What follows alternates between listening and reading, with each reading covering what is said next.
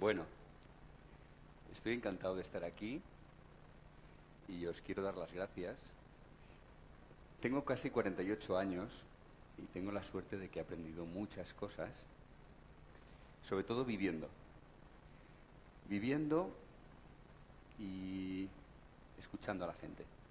Uno de los cambios grandes que yo he hecho en mi vida ha sido aprender a escuchar.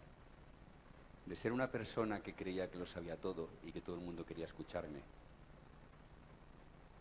y pontificar, a darme cuenta de que todos somos maestros, pero también todos somos alumnos, y que debajo de cualquier piedra está justo la lección que necesitas. Una de las cosas que he aprendido es que tenemos dos grandes tesoros que debemos cuidar y que no cuidamos lo suficiente. El primero es nuestra vida, y nadie sabe cuánto vamos a vivir. Sabemos que estadísticamente un hombre en España va a vivir alrededor de 80 años, que una mujer va a vivir alrededor de 2 años más. Pero eso es solo estadística. No sabemos que vamos a vivir realmente ese tiempo. Así que tenemos un tesoro precioso que es nuestra vida, no sabemos qué dimensión tiene y tenemos que cuidarla. Una de las maneras de cuidarla realmente es darle sentido, utilizando el segundo tesoro que tenemos, que es la libertad. Y tampoco la empleamos lo suficiente. La libertad es lo que nos permite darnos permiso de tomar las decisiones que de verdad nuestro corazón nos dice que debemos de tomar. Vosotros habéis decidido hoy regalarme un trozo de vuestra vida usando esa libertad preciosa. Y yo os lo quiero agradecer. Dicen los científicos que una persona tiene aproximadamente 80.000 pensamientos al día. 80.000 pensamientos al día. Fijaos que no he dicho diferentes. Y no he dicho diferentes porque más del 90% de esos 80.000 pensamientos que hoy vamos a tener son los mismos que tuvimos ayer. Son los mismos que tuvimos antes de ayer. Son los mismos que llevamos teniendo un montón de tiempo. Los pensamientos que tenemos nos modifican incluso físicamente, porque condicionan de la manera en la que nuestras neuronas, en nuestro cerebro, que es el ordenador que nos gobierna, se conectan. Claro, si tenemos continuamente los mismos pensamientos, esas conexiones son sólidas. Decía Antonella, y han repetido algunos ponentes antes, que es muy importante TED por las ideas. Las ideas nos permiten que una parte de los pensamientos que hoy vamos a tener no sean los mismos que los pensamientos que tuvimos ayer. Nos permiten tener la oportunidad de usar la libertad para en nuestra vida pensar de forma diferente y que incluso nuestro cerebro cambie. Por eso es tan poderoso lo que estamos haciendo hoy aquí, porque un montón de gente estamos escuchando ideas diferentes. Pero también tenemos la obligación, no es ni siquiera la suerte, es la obligación de utilizar nuestra libertad para coger esas ideas, cambiar nuestros pensamientos de mañana y con eso cambiarnos a nosotros mismos. Estoy feliz, tengo buenas noticias que daros. Estoy feliz porque el mundo en el que estamos es una porquería. Me parece un desastre. No me voy a extender en ello porque hemos tenido, desde que hemos empezado, escuchando a Tom, algo tan simple como las colillas, hasta Óscar, que nos acaba de contar el sufrimiento cuando llegó aquí. No hace falta que me extienda en explicaros porque el mundo es un desastre. Y yo estoy feliz porque eso está cambiando. Dejadme que os cuente una historia, que en realidad debería sonaros porque es nuestra historia. Probablemente la hemos estudiado todos cuando íbamos al colegio. Lo que pasa es que muchas de las historias esenciales que nos cuentan cuando vamos al colegio las aprendemos memorizándolas para aprobar, pero no se nos quedan dentro. Así que las tienes que reaprender de mayor. En el año 322, un emperador, Constantino, dictó un edicto. Ya sé que queda estúpido decir dictó un edicto, pero técnicamente se dice así. Un edicto clave para el futuro de la humanidad en los próximos 2 milenios. Ese edicto creaba la figura legal del siervo. Como venía pasando desde hacía mucho tiempo, habían unas pocas personas que acumulaban tierras, tantas que no podían cultivar. Y había una inmensa mayoría de la gente que se moría de hambre. Se moría de hambre y entonces llegaban a acuerdos con las personas que tenían la tierra y le decían, mira, me muero de hambre, mi familia se muere de hambre, no tengo tierras, a ti te sobran. Te doy lo que quieras a cambio de cultivar tu tierra y poder comer. Y la gente poderosa que acumulaba tierras les decía, mira, me parece un buen trato, vamos a hacer lo siguiente. La mitad de lo que cultives es para ti, la mitad de lo que cultives es para mí. Además, ya no vas a tener derecho nunca a poseer tierras. Además, tus hijos, por nacer siendo hijos tuyos, nunca van a tener derecho a poseer tierras. Además, no vas a tener derecho a irte de esta tierra. Y por supuesto, tu familia tampoco. Y por supuesto, tus hijos nacen siervos. Por ser hijos tuyos, tampoco van a poder dejar esta tierra sin mi permiso. Bien, Constantino dictó un edicto. Creó la figura legal del siervo. Y creó la figura legal del siervo que ponía estas condiciones del trato que yo acabo de decir en papel, porque algunas de las negociaciones eran incluso peores. Y la gente no nos levantamos, cogimos a Constantino, nos liamos a darle tortas y después acabamos con todos los que acumulaban tierras. No. La gente no estábamos preparados para usar nuestra libertad, para defender nuestra vida, así que incluso nos pareció bien que Constantino dictara el edicto. 1000 años después, la cosa seguía exactamente igual. Y la cosa seguía exactamente igual y como mucho empezamos a juntarnos una pequeña parte en ciudades, empezamos a comerciar, empezaron a salir artesanos, pero el 99,9% de la población seguían siendo siervos, esclavos legales, a cambio de comida. La primera revolución industrial, 500 años después de esos 1000 años después. Quiero poner en valor la perspectiva del tiempo, porque nos ponemos muy nerviosos cuando la crisis dura 4 años, nos ponemos muy nerviosos cuando vemos que este trimestre tampoco va a ocurrir no sé qué, y no nos damos cuenta que llevamos detrás 2000 años siendo esclavos sin ningún tipo de oportunidad de construir un futuro. Pero os decía que soy feliz, porque esta es la primera vez en la historia que estamos a punto de conseguirlo. Estuvimos a punto de conseguirlo, como Guillermo os contó antes, en el Renacimiento, pero no había masa crítica suficiente, había una élite, pero la gente no estaba preparada. La primera revolución industrial ocurrió solamente en Inglaterra y ocurrió justo después de una revolución agrícola. La revolución agrícola ocurrió, entre otras cosas, porque descubrieron que utilizar la caca de las aves para abonar hacía que las tierras produjeran mucho. El resultado de que las tierras produjeran mucho no fue que se acabara el hambre en el mundo, provocó lo contrario, porque los que poseían las tierras se dieron cuenta que con menos gente podían producir más. Así que a los esclavos los despidieron. Es decir, 1500 años después, los esclavos del edicto de Constantino pasaron a estar todavía peor, porque no creo que haya nada peor que te despidan del trabajo de esclavo. Centenares y centenares de miles de personas en Inglaterra se morían de hambre. Y iban a las ciudades al mismo tiempo que una élite, por primera vez no una élite que heredaba las cosas, sino una élite que empezaba a ganárselo. Empezó con la invención de las máquinas de vapor, las máquinas de coque, con la spinning jenny, empezó a crear las fábricas. Era tal la situación social que en Inglaterra publicaron una ley por la que por algo tan simple como robar un pañuelo te podían condenar a muerte. De eso no hace tanto. Estamos hablando de que la segunda revolución industrial ya no solo ocurrió en Inglaterra, empezó a ocurrir también en Japón, en una parte de Europa que no incluye a España, en Estados Unidos, el gran capitalismo, los monopolios.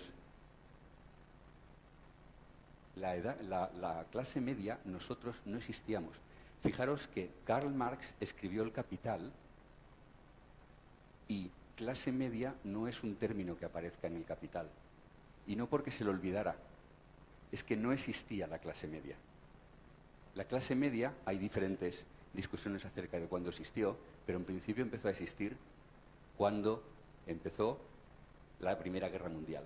Bien, vamos a la tercera revolución industrial, científico-técnica, multinacionales, conglomerados, empieza a haber clase media. Empezamos a utilizar nuestra libertad para tomar un poco el mando y empiezan a inventar la responsabilidad social corporativa y el buen gobierno, porque empieza a haber gente que quiere que las cosas funcionen diferentes. Estamos en el momento actual, la revolución del conocimiento, en el que el conocimiento y la innovación hiperconectados generan, por fin, la posibilidad de una nueva sociedad, de un nuevo futuro. Hasta ahora esto no había sido posible. No había sido posible. Sí que es cierto que está ocurriendo lo que el proverbio chino dice, que para que algo nuevo llegue se tiene que ir lo viejo. Y es obvio que lo viejo se resiste a irse. Y por eso estamos viendo todo lo que estamos viendo. Es el ruido de que lo viejo se agarra, pero lo viejo lo estamos echando. Lo estamos echando a patadas, con mucha dificultad, muy lentamente. Nos parece muy lentamente porque somos tremendamente impacientes. Pero somos los hijos de aquellos esclavos del edicto del año 322. 5 años no es nada, 50 años tampoco. Para todo el cambio enorme que estamos asistiendo, tenemos el privilegio de estar viendo un cambio tremendo, tremendo en la historia de la humanidad. Probablemente el más grande que ha visto los siglos. Estamos yendo hacia un nuevo tipo de empresa. Dejadme que os cuente que la manera que tenemos de organizar los gobiernos, los ayuntamientos, las empresas, es una manera de organizar que se inventó hace 7000 años para gobernar las macrociudades-estado de Mesopotamia, que les empezaron a creer y tuvieron a crecer y tuvieron que inventar una manera diferente de organizarse y crearon una manera vertical de organizarse. Hace 7000 años unos tíos en Mesopotamia inventan una manera de dirigir y de organizar y nosotros nos la comemos durante 7000 años. Y es así como funcionan las empresas, es así como funciona la política, es así como funcionan los partidos. Está viejo, está tan viejo y está tan carente de sentido que se está cayendo a trozos. Están haciendo la forma de funcionar de las empresas extendidas, empresas responsables, del trabajo en red. Se habla del emprendimiento social, de la economía del bien común, de Christian Felber. Se habla de la RSC holística o sistémica, de las empresas responsables, el altermundo, la economía del trueque, del banco del tiempo. Hay un montón de cosas. ¿Serán los nuevos modelos? Nadie lo sabe, porque estamos creando un nuevo modelo de mundo tan diferente que es bueno probar cosas. Probablemente ninguna de ellas será la forma de futuro. Probablemente tendrá trocitos de todo ello, pero estamos asistiendo al verdadero nuevo renacimiento, porque esta vez sí podemos cambiar el mundo. ¿Por qué? Bien, porque están pasando 3 cosas. La primera, que las personas somos diferentes. Se hizo un estudio hace unos años preguntando a 2000 estudiantes de universidad de élite en Estados Unidos. ¿Cuáles son las cosas más importantes para vosotros para el futuro? ¿Cuál es vuestro ranking de prioridades? Los hombres, que somos una pandilla de Australopithecus con traje de Armani, no hemos cambiado mucho. Cuando vivíamos en las cavernas hace 4 millones de años, lo que un hombre perseguía es tener un collar de colmillos de dinosaurio para demostrar lo poderoso que era. Ahora no nos colgamos los colmillos de dinosaurio del cuello porque pesan 2000 kilos y llevan un logotipo de BMW delante. Pero no hemos cambiado mucho. Los hombres queríamos riqueza, aventura, conquista, éxito, placer, ser respetado. Este es el ranking de lo que 2000 estudiantes de élite de Estados Unidos decían a los 20 años. Y las mujeres acabaron tomando pastillas, porque su primera prioridad es su familia, pero la segunda su independencia. Y además la carrera. En este país es imposible que una mujer compatibilice la independencia y la carrera con la familia.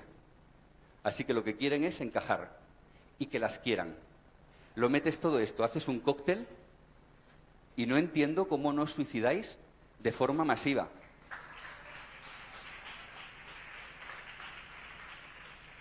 Esta es la sociedad que hemos creado. Hemos creado una sociedad, la humanidad, que va en contra de la humanidad. Y hemos estado 2000 años aguantándolo. Pero ¿qué pasa? Que le preguntamos a esas personas con 40 años ahora cuál es su set de valores, cuáles son sus objetivos. Y dicen los hombres, espiritualidad, paz personal, familia, trascender, que mi vida tenga sentido porque se me está acabando, porque sé que no lleno mi vida. de relojes, de suites, de piscinas, de casas en la montaña, de BMWs. Y ahora valoro la honradez. Como persona, como trabajador, como empleado. Y las mujeres, crecimiento personal, autoestima, quererme, porque me han minado la autoestima, espiritualidad, felicidad. Y además, generosas que sois, os perdono. Perdono al mundo. Es muy importante el perdón, porque si tú no perdonas y curas la herida, no eres capaz de tirar adelante. Así que las personas ahora somos diferentes. Pero además, estamos en una sociedad hiperformada. Nunca ha habido una clase media tan extensa, con tantísima formación como hay en este momento. Con una hiperinformación no controlada. Desde hace 10 años, la información que corre en el mundo no solo es brutal, sino que además no la controla nadie. Hasta hace 10 años que nació Internet 2.0, toda la información estaba controlada por los grupos de poder, que eran los que tenían la pasta y la tecnología. En la primavera árabe, en esos 18 días de Egipto, durante esos 18 días se crearon 20.000 grupos en Facebook en apoyo de eso. Hemos tomado por fin la información. Estamos hiperconectados, pero también nos damos cuenta del enorme hiperconsumo. Hace 12.000 años éramos 5 millones de personas en la Tierra. En estos momentos, cada 15 días nacen 5 millones de personas en la Tierra. Los españoles tiramos cada año, de media por persona, 7 kilos de ropa. Los alemanes compran de media cada persona al año 80 piezas de ropa. Estamos locos, nos hemos dado cuenta y queremos pararlo, porque además cada vez somos más conscientes. Y además, por último, se les ha roto el juguete. La palabra capitalismo es antigua, porque lo que diferencia ahora a las compañías ya no es la cantidad de pasta que tienen detrás. Johnson & Johnson y Procter & Gamble, cuando pelean en el mercado, no pelean mirando cuánta pasta tengo detrás, porque los dos tienen la máquina de hacer billetes. Eso no les diferencia. Las empresas no se diferencian por la pasta que tienen y tampoco por las máquinas que tienen, porque todos compran las mismas máquinas a los mismos fabricantes en las mismas ferias. Lo único que las diferencia es el talento y la responsabilidad. La gente queremos que se hagan las cosas de forma diferente. Y ahora, además, mandamos, cada vez más. Es cierto que todavía el mundo que hay se resiste a irse, pero se está yendo. Y como decía Óscar, tenemos la capacidad de cambiarlo. Como dice el lema del TED San Antonio, somos nosotros el cambio que queremos ver en el mundo. Y ese cambio es el que estamos provocando los que estamos aquí. Por eso os agradezco que estéis aquí y estoy feliz de compartirlo con vosotros. Gracias.